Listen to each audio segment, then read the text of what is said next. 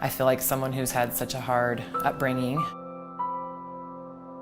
it kind of shapes who you are, and they might use those types of turmoil or unfairness to kind of bring them down.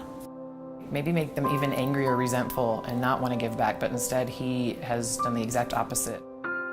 He truly just wanted to make the world a better place. There's just something about his personality and his heart. He knew his story, and he was really eager to share it. And I just asked him if I could share my stuff with them, my story and my life.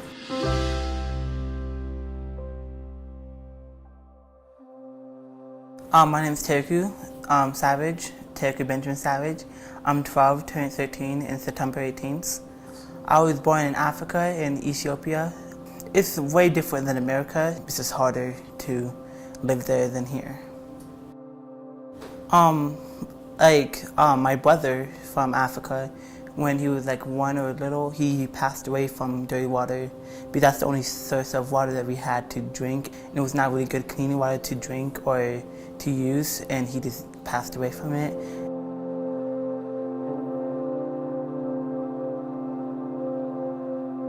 I remember hearing this little voice going, "Dad, Dad, Dad!" And I looked, and Ben was already over at the gate before I could even get off the bus and had knelt down, and Tariku was like, had his little face through the poles, and he's just kissing him. He had his arms open wide, and he was just like, "Hey, you know, like, you're my new parents." He was just very ready to be loved.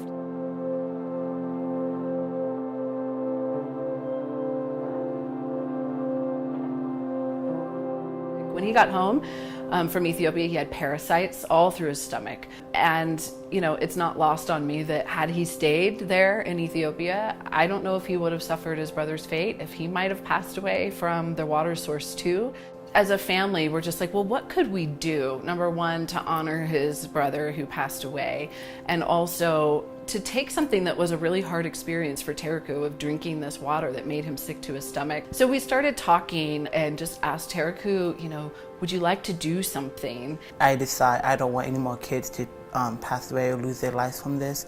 I want them to have clean water.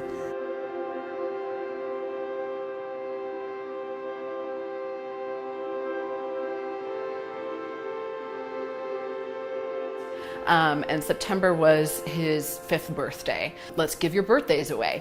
Would love for you to donate to this instead of giving me a gift. Tariku did that for his 5th birthday. And so that year he raised $5,000, and he was able to build a well in the Central African Republic that gave a whole community of people clean access to water. So it's just amazing.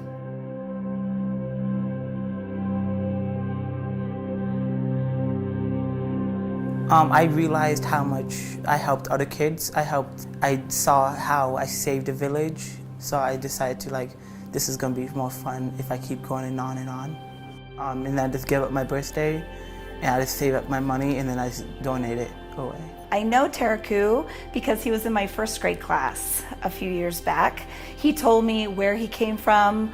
He shared with me that he had watched his brother die because he didn't have enough water. Do you think you might want to talk about your story with everybody so that everyone can learn about where you came from and why you want to do this? And at 6 years old, he said, absolutely. He told his story to my 21 first graders that year.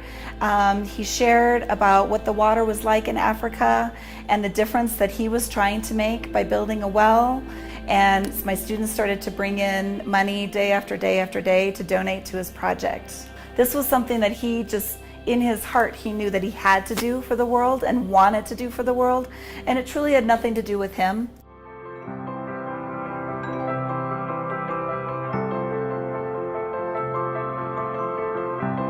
Tariku is now over $21,000 to help his own people. Help me welcome Tariku.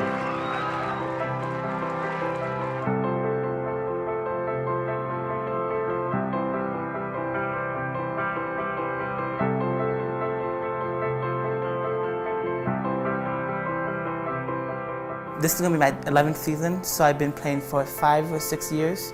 It helps me with the stuff that hard times I've been through. Like, it just helps with the hard times in life. So.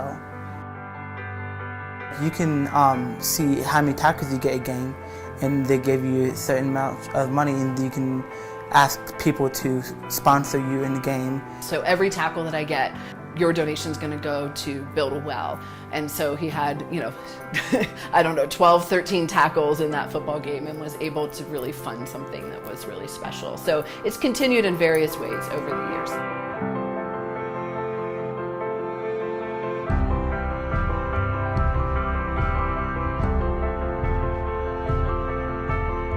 I think if we'll just commit to keeping our eyes wide open to what people are experiencing around us, you're always going to find a way to help.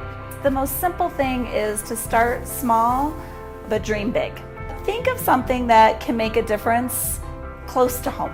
Sometimes kids can get wrapped up in trying to save the rainforest, for example, and it's too big.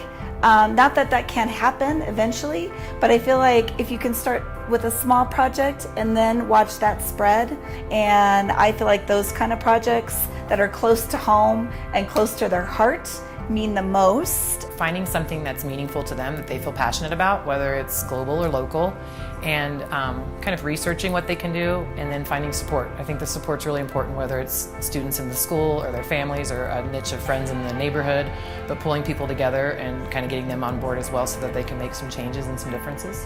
And I think that's the main point, is that you always do it together. Tariku didn't raise $35,000 on his own. It was all of the community coming together to do that. So don't be afraid to dream big. Follow your heart. Find something you're passionate about and go for it from there. Just seize that moment, whatever it is. And I think these small steps that we take, it'll lead to something big. And just bring an idea forward and say, what could we do together? Don't believe that, oh, I can't do it. It's a good time to start. Any age you want to be, you can have a dream to do it, so yeah.